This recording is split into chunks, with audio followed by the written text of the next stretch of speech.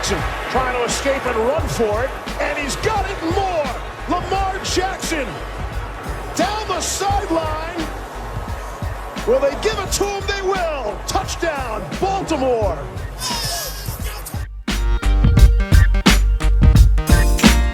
And with 1:17 left to play on Wild Card Weekend, the Hayes in the barn.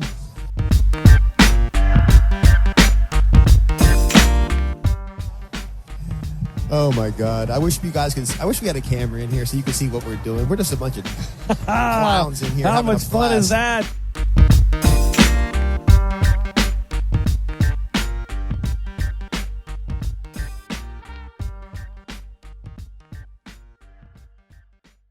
All right, welcome on back to another edition of the Baltimore Beatdown podcast. It is Monday, October 25th, 2021. My name is Jake Luke. I'm joined on my screen by Spencer N. Schultz, here to break down a little bit of a tough one, if you will. Ravens falling to the Cincinnati Bengals 41-17, one of the worst home efforts that we've seen out of this Ravens team, probably in the Lamar Jackson era. I think probably the worst in the Lamar Jackson era that I can think of. So here we are. We're breaking it down. It's been a tough day, been a long day, but we're here to talk about it. How's it going, bud?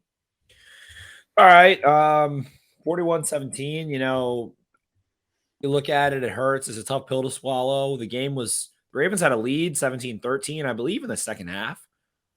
It was a pretty close game that felt like it was going according to the script into the second half. The Bengals just had long plays. And what did we talk about in the preview?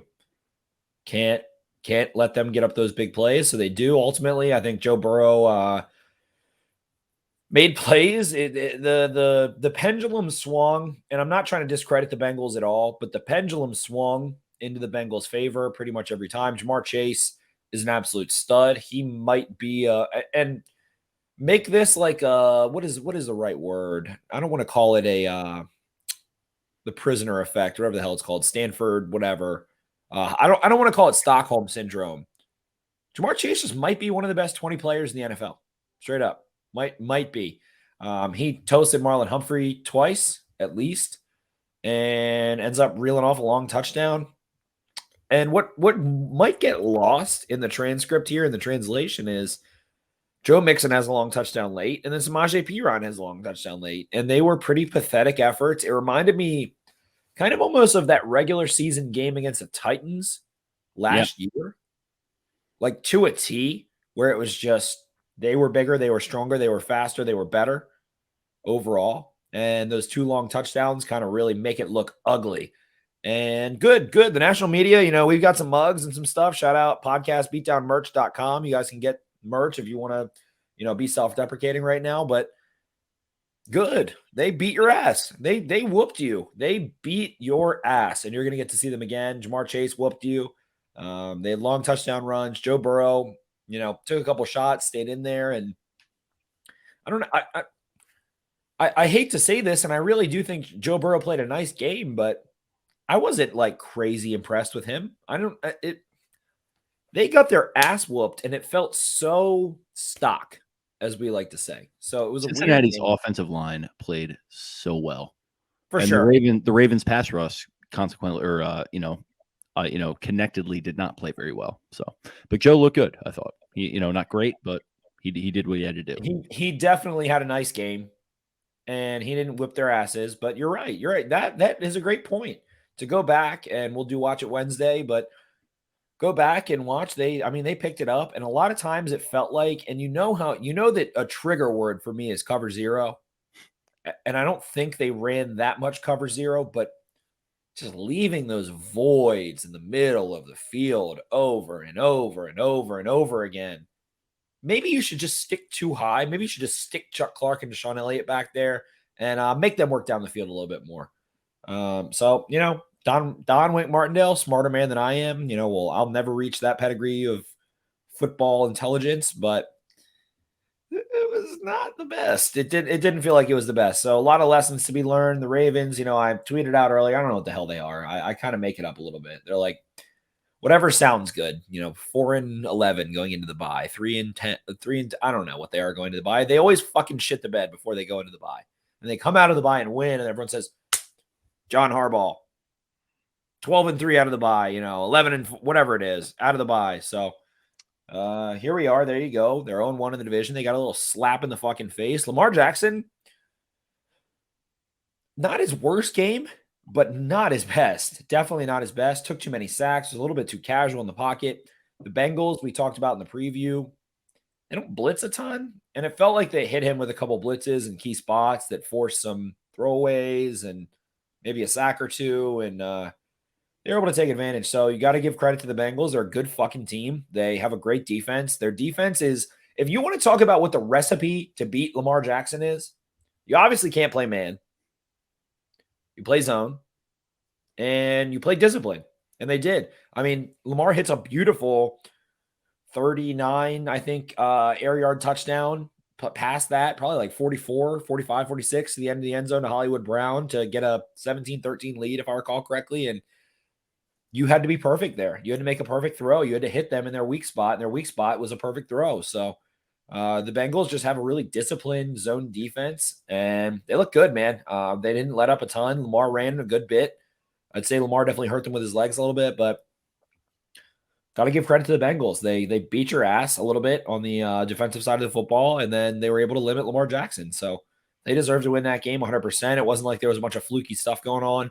Maybe the box score looks a little bit worse, and you can feel awful about all these things that happen. 5-2, the Bengals are the Bengals are the number one seed in the AFC right now. So it was definitely a little bit of an ass kicking, but hey, hopefully it's a slap in the face and get right game. Yeah, I mean, you would hope so. Like it just it underscores, I think, a lot of the issues that the Ravens have been dealing with, and people have made this point and are going to continue to make this point that the Ravens, unfortunately, have some talent issues, and I think it's okay to admit, because as long as they have number 8 at quarterback and they have the head coach that they have, they're going to be able to win any gosh darn game that they're in. But sometimes you're going to be susceptible to games like this, and you're going to be susceptible when the offensive line is not able to do what they need to do, and when Lamar Jackson leads the way with 88 yards rushing, and then the next most prolific rusher is who? With what? Devontae Freeman with 14 yards. With 14 yards. You can't have that. Like, you cannot have a guy rushing for 14 yards. Your running backs leading the way with 14. Like that's not acceptable in any way.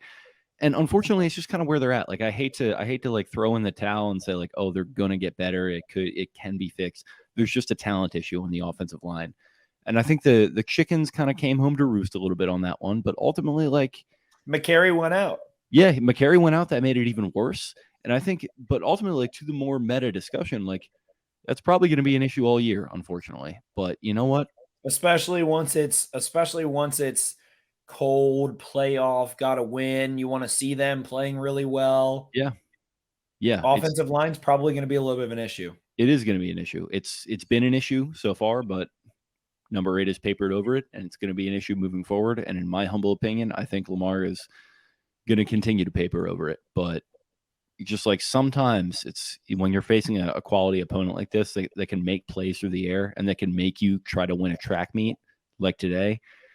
It's going to be tough to win games like that. But, ultimately, like, walking out of the stadium, it was a very tough feeling. I was reminded the comparisons were made to the Cleveland loss at home a couple years ago, the 40-25. Right. I made that comparison myself. It felt like that, like just the absolute pit of despair, like whatever. But ultimately, you do have to rein it in, a little dose of perspective that they are 5-2. They're going into the bye week. You got a little bit of time to think things over. I think you got a good Minnesota Vikings team that you're going to have to get over the hump with. And God damn it, it's such a Justin long Jefferson. season. Yeah, it is such a long season is the thing. Like, 7 games have been played. We're not even halfway through it now. Like, think about that. Like, it's insane. Not even that close all the way. Like, yeah, it's just like, ultimately, like, I don't want to be like Johnny Optimist because, I'm a little down in the dumps right now, but I feel like with the way that things are set up with their talent right now, which is not ideal, they're doing about as well as they can. And 5-2, it's great. If you had flip-flopped the game from this week versus last week, like if they had taken this L to the Chargers and then they had whipped up on the Bengals, I feel like we'd probably be feeling a lot different right now. And I think the Chargers are probably a more talented team than the Bengals. So ultimately, it's just, it's really a matter of perspective. And like, if you want to be pissed off and you want to like point out things here and there that, we're not good enough today, I totally get it. Like, I'm pissed off too. But just keep some perspective that it's a long season, and we'll see what happens. The Bengals are in the catbird seat right now, and they are not used to that. And there's a human element to that with Joe Burrow and with Mr. Zach Taylor, that they're going to have to. They've got a lot of demons that they're going to have to face down, and they faced one of them down today with aplomb. But the rest of the way, we're going to see how they handle it, because the Ravens have been there, the Bengals have not. Let's see how it goes. Burrow's got that it factor, man, for sure. And just looking over dumb box score stuff, some things that stand out. Marquise Hollywood Brown, huge touchdown, great catch. Targeted 14 times, 5 receptions. That's not good enough. Not good enough. Exactly right. Like you mentioned, rushing wise, the Ravens only handed the ball to not Lamar Jackson on, I think, 12 carries.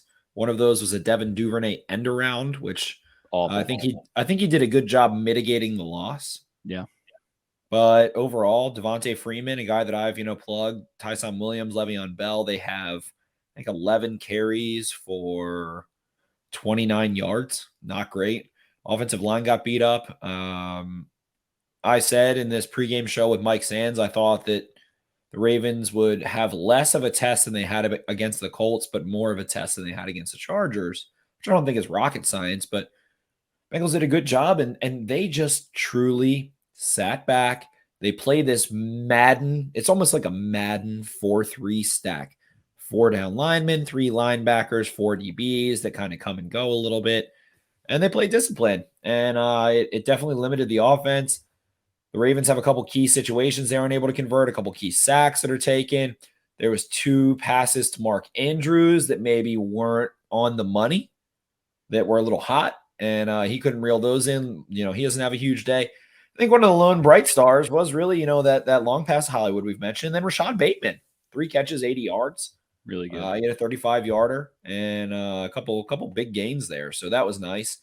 And I really, I'm the biggest Greg Roman proponent in the world, but not enough RPO, not enough conflict. It felt like it was Lamar versus the Bengals drop back defense. A lot of times there wasn't enough conflict. The Bengals weren't being put in a bind.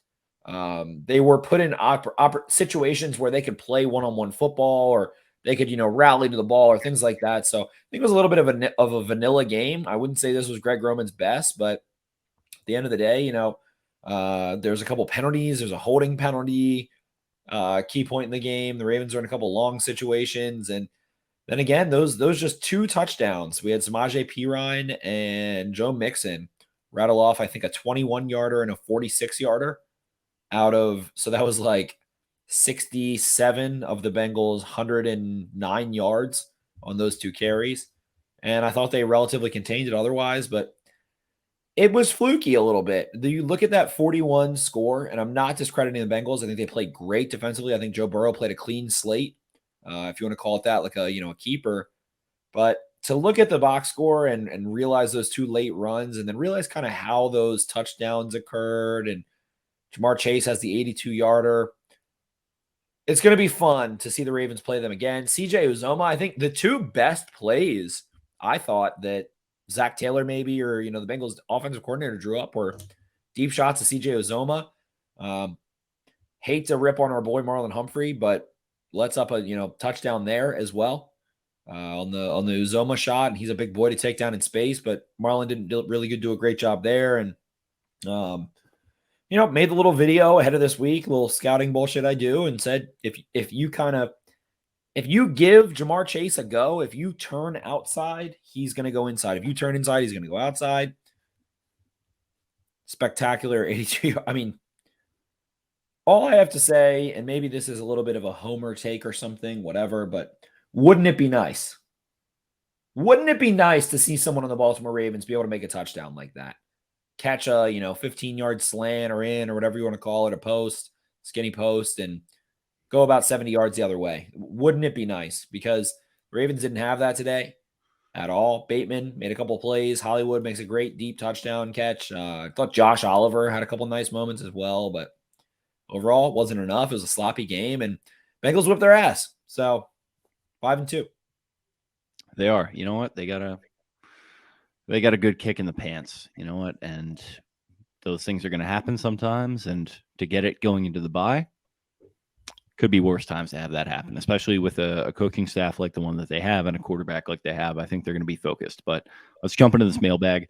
First question coming from Vasily Speeddown, who says, where does B. Will rank in the franchise's best DTs Ring of Honor worthy? What do you think?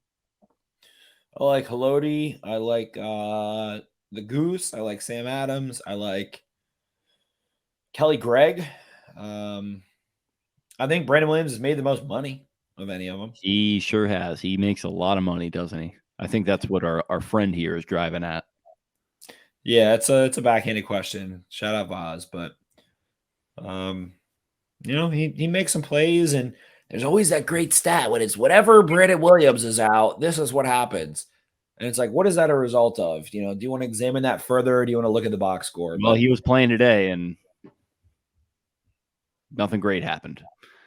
2 explosive runs. Mixon really had, aside from that touchdown, that 21-yard touchdown, he had at least 2 other gains where he was moving north and south pretty effectively as well. You know who really helped to limit that today was Josh Bynes. He looked very good in that regard.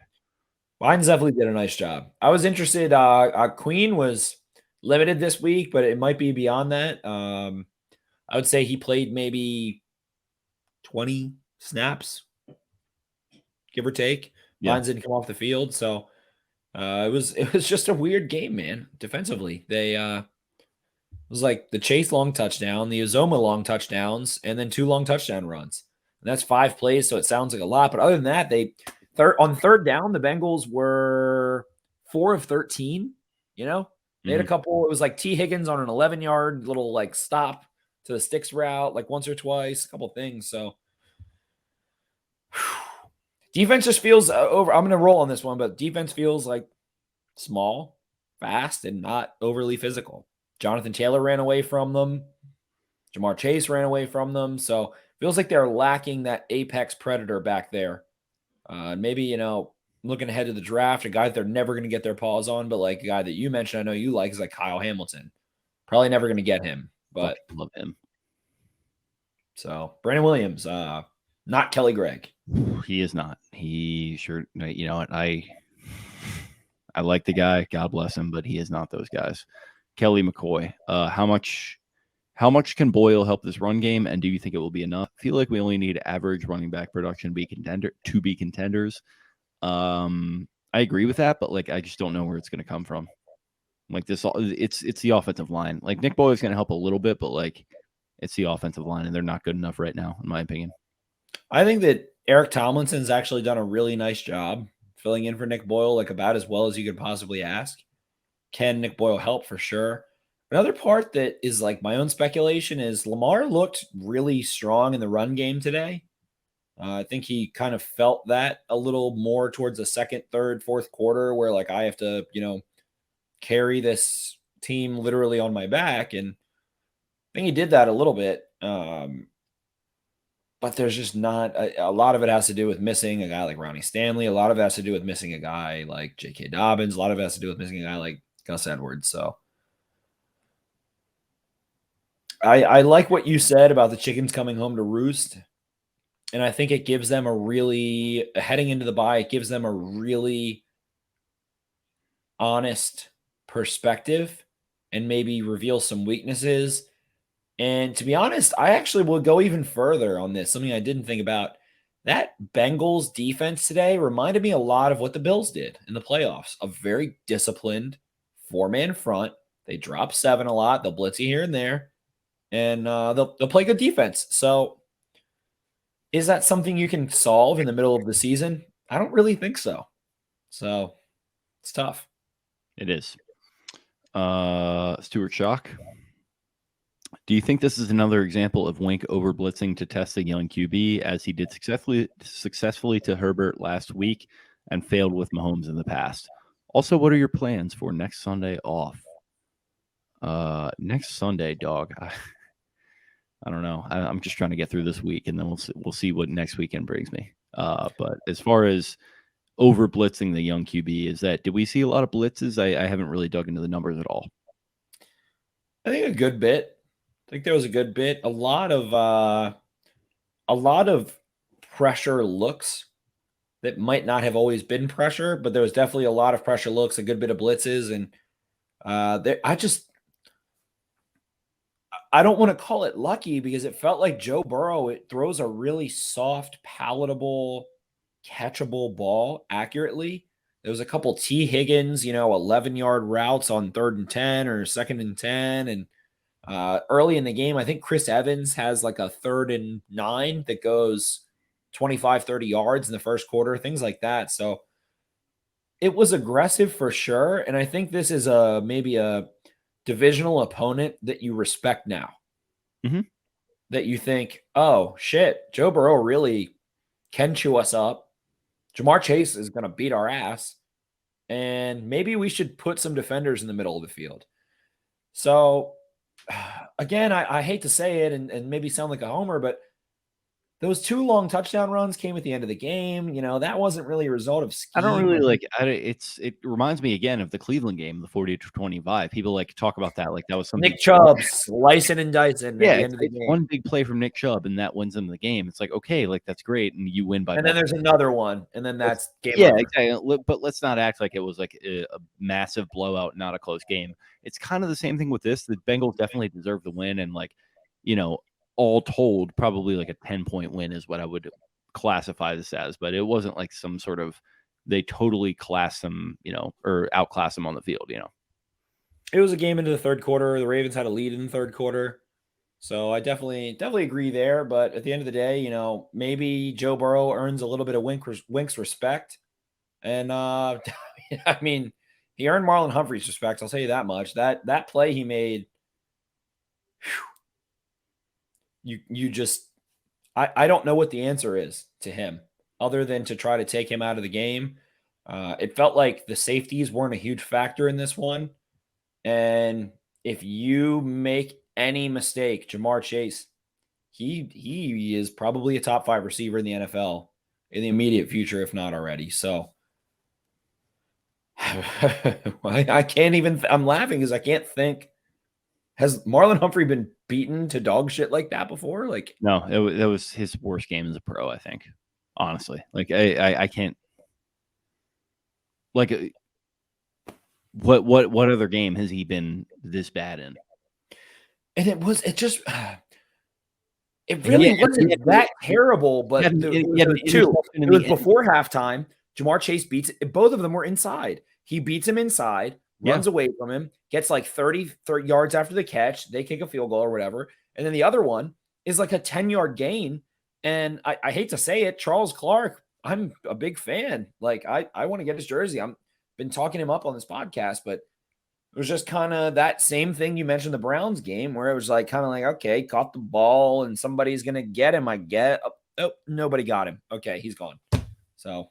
Yeah, and he loves to allow inside leverage and then try to go for that rip the ball out thing. It's just like that's where he's comfortable. It's a good point. Yeah, with an athlete like that, it's just not going to work, my man. Like you're not the best athlete on the field. You got to come to terms with that a little bit, which is it's hard to do for a guy like that. So it's tough. Usually Marlon's the apex predator, but on this, it's like he's a great white shark. But unfortunately, Jamar Chase Chase is a fucking megalodon. That's what he is. He's the killer whale. He's Shamu. Right. Which is sick, by the way. If you are into sea, if you're a Bengals fan, fuck yeah for you. Mike Sands probably having the night of his life right now. I hope he is. Mike is a tremendous guy. I love Mike. I hope he's. And we don't hate the Bengals, like we said. We don't know. Despise them. So, but also if you're into sea monsters at all, go and get into a megalodon Wikipedia rabbit hole. I do that every now and again. It's pretty sick.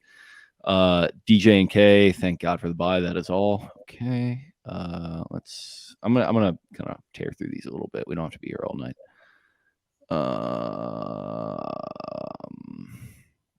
Jeremy Schull. What was up with punting in field goal territory? What was that? Like it was long. It was a long kick. People don't kick heavy. I don't recall anyone kicking like 57, 58 in M&T. The wind swirls, they put those. I know Justin Tucker's actually commented about it. They put the scoreboard little vision things up that keep the red zone scores on, and no one kicks that far there. I think it's a hard place to kick. Heinz Field, hard place to kick. And it's like, oh, Justin Tucker has the record. It's 56 yards, and they were at 58. So. I feel you, but in the moment, I was like, you know what? Let's just let this beautiful man's leg go. They opted not to, and I respect their decision, but I would have kicked it. So Evan says, and I feel like this is going to cover a lot of people's questions. Do we trade at the deadline plausible packages? So deadline's coming up. It just feels like, to me, like the need is offensive line, and you can never get good offensive line at like the trade deadline. The demand is much higher than the supply. I just feel like, and like no one ever wants to give up good young offensive linemen or any good offensive linemen. Like, and they don't really have the money. I mean, yeah, they don't at all. The only dumb stuff that comes to my mind is like Tunzel. He costs basically $1 billion. Like they literally can't do that. I love to say the salary cap is a myth, and I think it is to certain degrees, but in season, $1 billion. Yeah, he's got, I mean, $100 billion. You think the pet rock was a good idea?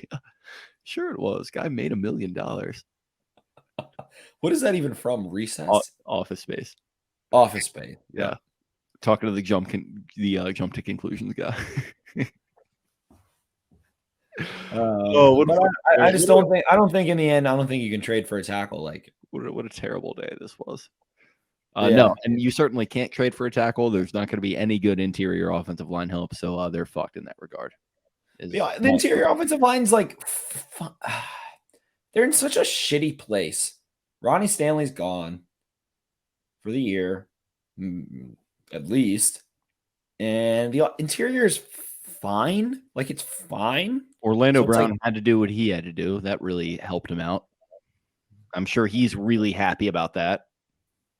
I'm sure he's having a great time playing left tackle for the thing is, though, you're being sarcastic, but he is. He is. That's the fucked up part, is that he is. Like, that's why it's the worst. He is having a great time. He's Patrick Mahomes' blindside protector. He's accomplished all his goals and dreams. He's going to get paid $1 billion. So, whatever. They got fucking smoked today. That's crazy. That's crazy. Crazy. It's too much. It's too much for me. It's Listen, here's the thing. You know what? We're having a tough night. We're both down bad right now. We could be Chiefs fans. I'll say that. The dynasty could have already ended today. It could have. Listen, and you would hate that for them. I hate that. I mean, Dan Sorensen, what a good guy. You just hate to see it. My heart breaks for them. Zeech Batman writes in. And I'm only going to read his first tweet here because he gave us like 4 notes apps. So I'm going to give it to us. Okay. I have so many things to say. I'm not going to ask a question because I talk for hours now. Bless up for you guys doing these. I will say I hate the quote, you would have taken 5-2 at the preseason. It's not August anymore. Process-based thoughts, not results, based on a record. Love y'all. I tend to agree. And then he says some positive notes from today's game. He literally gave like 4 notes apps here. So he says Hollywood saw just 5 catchable passes. He hauled in all 5 for 80 yards, seeing a 24.7 average depth of target. Brown posted a 50% deep target percentage, showing off his breakaway speed and big playability yet again, including a touchdown in the back of the end zone. Meanwhile, rookie Rashad Bateman posted 80 yards, 35 after contact on 3 receptions in just his second career game. All 3 receptions were explosive plays, averaging 26.7 yards per reception. A poor 46.2 pass blocking grade on the other end of the spectrum. Center Bradley Bozeman allowed just 1 hurry on 42 pass blocking snaps to total an 80 pass blocking grade. Patrick Queen led the Ravens defense at defensive grades, posting an 82.9 overall defensive grade on 27 snaps. Josh Bynes was right behind him as the fellow linebacker tallied a 79.2 grade with a 7 tackle performance. I don't know where he's getting these numbers, these grades from. I think PFF. They're not posted yet. I'm He's looking at it right now. He's just a menace. He's a wild man. He's a all over the wild internet. boy. Call him Steve-O. He is Steve-O. Yeah, man. What's up? I'm Steve-O. Cody McGowan. Does the fate of the season really hang on? That's funny. Does the fate of the season really hang on Patrick McCarry's ankle? I mean, like, honestly, kind of. Yeah, it does. Like, and like, I don't know. I don't even know what they were doing with Patrick McCarry. Honestly, like, I don't think that they're like Super Bowl contenders, which sucks to admit, but like, they'll be in games. They can win any game, but it's not likely. It's going to be very difficult. They have one of the best players in football. They have a tremendous head coach and a great coaching staff underneath them, and some good players too. I don't mean to like dog on their talent. It's just like they're talent poor at important spots, which is difficult. Corner, Marcus Peters. Tackle, Ronnie Stanley. Running back is compounded. It's and talent poor by injury, not like roster construction, Right. So I tend to agree. I mean, they're good and Lamar Jackson can carry them, but they played a really fucking the Bengals defense isn't overcome with talent. You're not facing these monsters, but you're facing like an 11-man defense that executes consistently well. And that's going to give you problems. And the other teams that I think of right now are the Bills. Maybe to a degree, the Titans, the Raiders, who they already lost to a little bit. That was a tough game for them in the end. So, I don't know, man. It's a weird team, and like you said, they're talent poor in certain areas, and it felt like when McCarry went out, Phillips comes in. They weren't as confident. I don't know. Overall, we can go back and watch the tape and all that good stuff, but Bengals just sat back in zone and brought a couple pressures, and Jesse Bates is back there, Chidobe Awuzie and Hilton, and they're pros. Bengals are pros. So got to tip your cap to them a little bit. And at the end of the day, kind of got your shit pushed in, and maybe you can look yourself in the eye and evaluate. But at the same time, maybe other teams can kind of look at what they did. And it's not a Lamar Jackson thing. It's like hey, they don't have a great offensive line.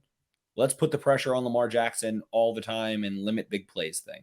I don't know. I need this. We needed this. We needed this negativity. It was too much fun for a while. We need, They won 5 straight games. They did. They've been on a fucking bender, basically. They've been on like the best winning streak in the NFL. Hangover sometimes. You need the studio shows with the black guy and the white guy screaming at each other about like how Lamar Jackson needs to play better and he's not good enough. We need to have that. So I'm sure Skip and Max and all the boys are just going to be having themselves a fucking field day. They're going to take their run sheets, they're going to drink their coffee and get into the studio at 6 a.m. ready to just fucking rip into the Ravens for allowing this to happen. So we needed that a little bit. We need to be in the whatever the opposite of the catbird seat is, and we need to allow them to lay into the Ravens so we can fire back and we can be in the underdog spot, because that is I don't know about everyone else, but that's where I thrive. I like to have a little chip on my shoulder. I like to fucking fire at people. I don't like to be sitting in the throne. I'm an underdog by nature. Why don't you give us a little bark, a little howl right now, underdog? Oh! Beautiful. Yeah. At this point, I hate to say dumb shit like this, but you're expecting them to be a little bit better than they are bad. They're 5-2. That translates to 10-4. That translates into maybe 11 or 12 wins. So whatever. They're probably going to get into that dance, and they're probably going to have to do the same bullshit they did last year. They're going to have to fucking dance their hearts out and play a team that might be a little bit better than them and figure out a way to win. So I don't want to skip ahead that far, and they are razor thin. Chris Carter on Good Morning Football was like this whole freaking what is everybody talking about? He said he was like, they're an ACL or two away from being really not great. And I think that's true. So tough spot to be in. Yeah, I mean, it really is. I'm an ACL two away from being really great. Jonathan Evans. If you were to get any non-Ravens player's jersey, who would it be and why? It's a fun one. John Madden. Did he play? I don't know, to be honest. I don't think he did. I would get John Unitas. There you go. In fact, I'm looking into that. Benny, you fucking would. You would. I can just imagine it. You're fucking right. I would. You would too. Such a Baltimore County move. Such a Baltimore County move. It is a Baltimore County. Hey, yeah. Listen. Well, if anyone, literally anyone, can get one, I'm allowed to. Benny Striketober. What move would make the most sense before the trade deadline after today's game? Keep up the great work, fellas. I think we already kind of talked just about depth. That. Just like depth. So depth somewhere. They're not a player away. They're depth away. Yeah, exactly. Ravens Haiku, our boy. Coffee may have helped a guy like Marlon wake up on the field today. Thoughts? Maybe some cheese noodles. Maybe some cheese.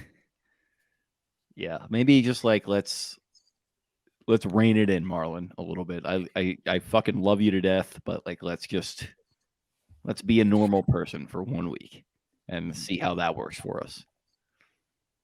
You don't have Marcus on the other side anymore. It's tough. And Anthony Averett, pretty fucking good. He played as Anthony Double A balled out today. He really did. He did. So yeah.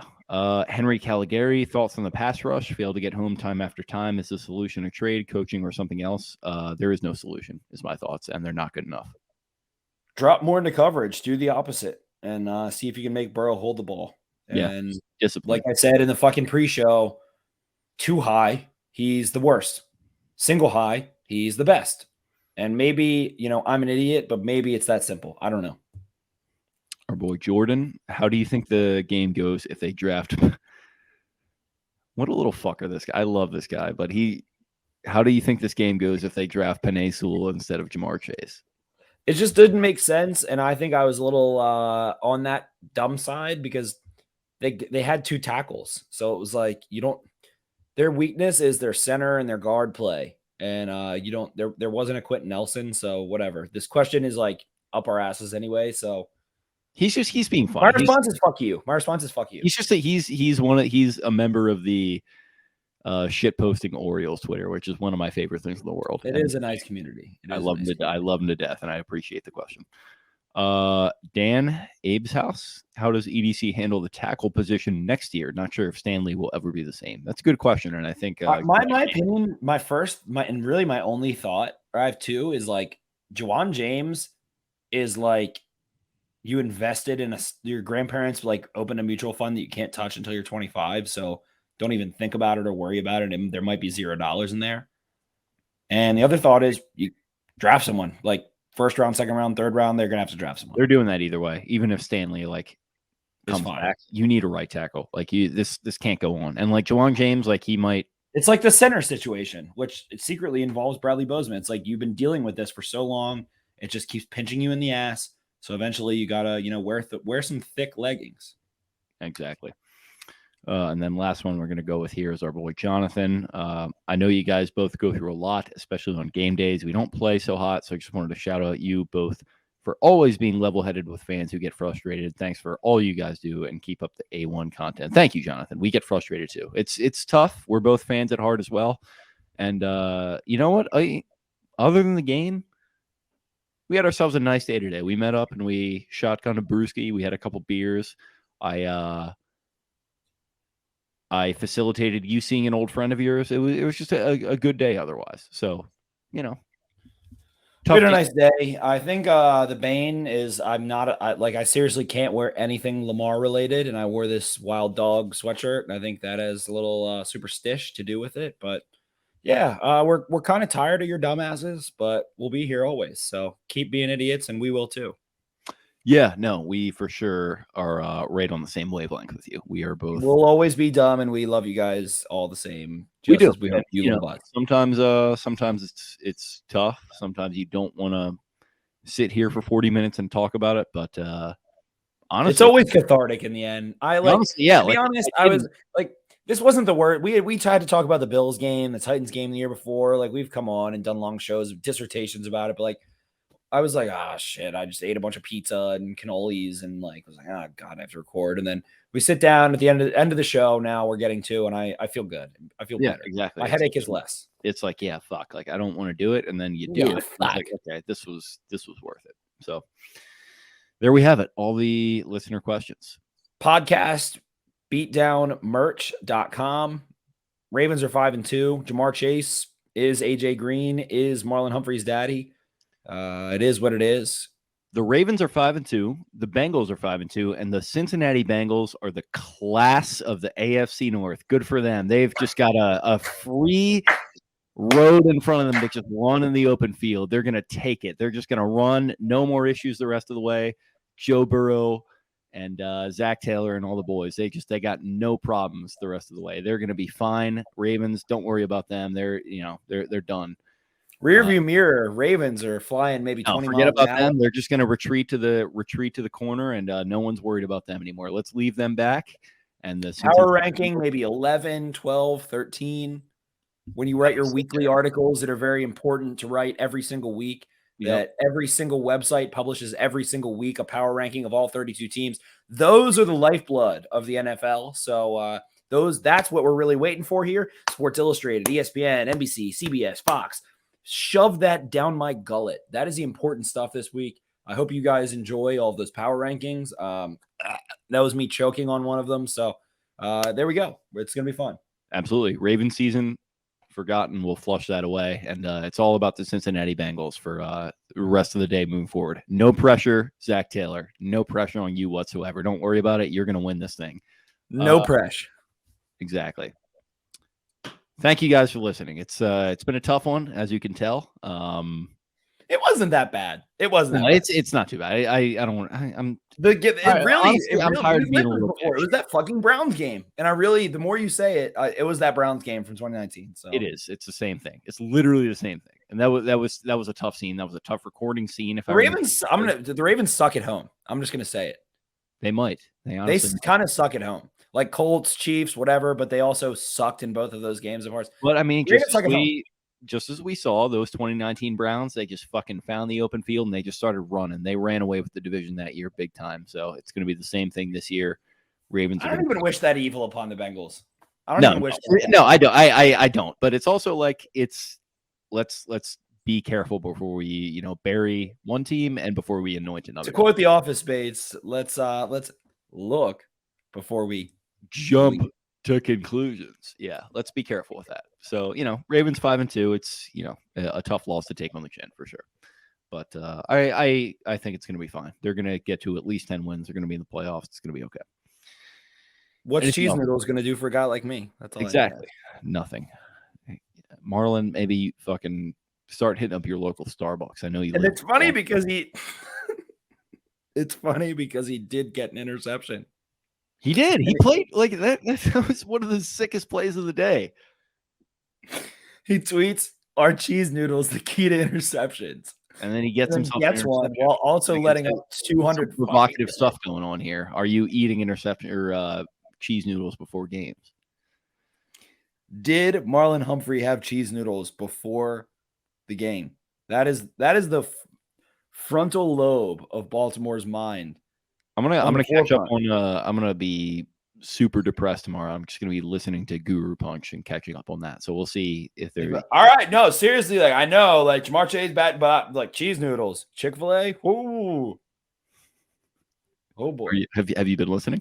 I know you were avoiding it earlier. I haven't listened to a single second. It is it's quite good. I will. Let's get the fuck out of here. Yeah, let's please do that. Thank you guys for listening. Appreciate it. Heading into the bye week here, 5-2, like we said. So it's not perfect, not ideal, but it's right on par. It's right on par for what we thought. It's on par. If you had told me like the day that Gus Edwards and Marcus Peters tore their ACLs and I was going full Limp Bizkit and I just wanted to fucking break someone's face. If you had told me that day that they would be 5-2 going to the bye week, I would have said yes. All right, I'll take it. Fuck yeah.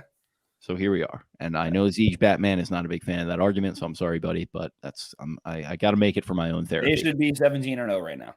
They should have played 7 games and be 17-0.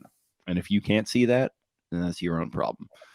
Thank you guys for listening. As always, we will talk to you again later in the week. In the meantime, go ahead and check us out on social media. You can follow the show at Podcast Beatdown on Twitter. Spencer is at Ravens4Dummies. That's the number 4. I'm at Jake Luke. That's Louque. And check us out on Instagram as well. It's Baltimore Instagram. Curb's coming back. Succession is back. So, oh my God, Succession's on like right now, isn't it? Yeah, we do have to get out of here really. All right, get me the fuck out of here. Yeah, so check us out on Instagram, on YouTube, Baltimore Beatdown, and check out BaltimoreBeatdown.com. So tough day today, but guess what? We're burying the ball and we're moving forward. That's what we're doing. Thank you guys for listening. We'll talk to you again later in the week. See ya. Arrivederci.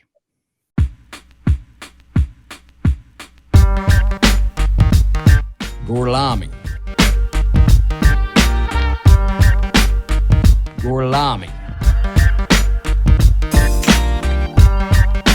Arrivederci. Arrivederci. Arrivederci. Arrivederci.